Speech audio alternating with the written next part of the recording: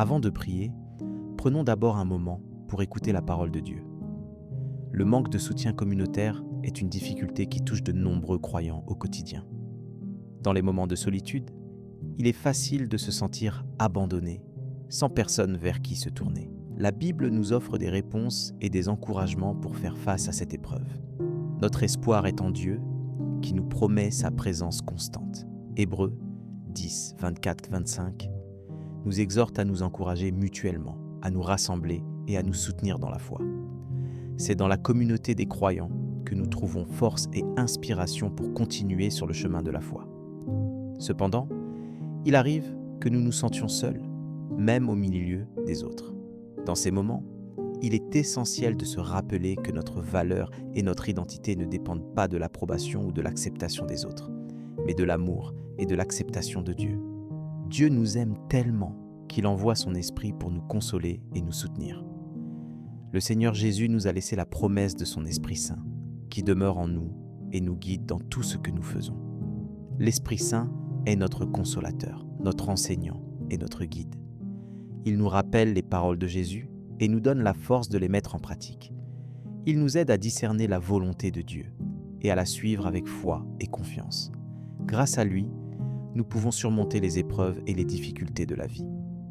La communauté des croyants est un don précieux de Dieu et nous devons la chérir et la cultiver. Il est important de se rassembler régulièrement pour partager la parole de Dieu, prier ensemble et se soutenir mutuellement. C'est dans la communauté que nous pouvons grandir dans la foi, apprendre les uns des autres et nous encourager à suivre Jésus. La communion avec les autres croyants est essentielle pour notre croissance spirituelle et notre persévérance dans la foi. Elle nous permet de partager nos expériences, nos joies et nos peines, et de trouver du réconfort dans la compréhension et la sympathie des autres. Lorsque nous nous sentons seuls ou délaissés, il est essentiel de nous tourner vers Dieu et de lui adresser nos prières. Dieu est toujours prêt à écouter et à nous aider, même lorsque nous nous sentons les plus seuls. Il nous exhorte à lui confier toutes nos préoccupations et à nous reposer sur sa providence. En lui, nous trouvons la force et le courage de faire face aux défis de la vie. Dieu nous promet de ne nous jamais abandonner et de toujours être présent à nos côtés. Pensons à tous ceux qui se sentent seuls ou isolés, qui ont besoin d'un mot d'encouragement ou d'une présence amicale. Il est important de nous soucier les uns des autres, de nous soutenir mutuellement et de partager l'amour de Dieu avec ceux qui sont autour de nous. En agissant ainsi, nous contribuons à construire une communauté solidaire et aimante où chacun se sent valorisé et soutenu.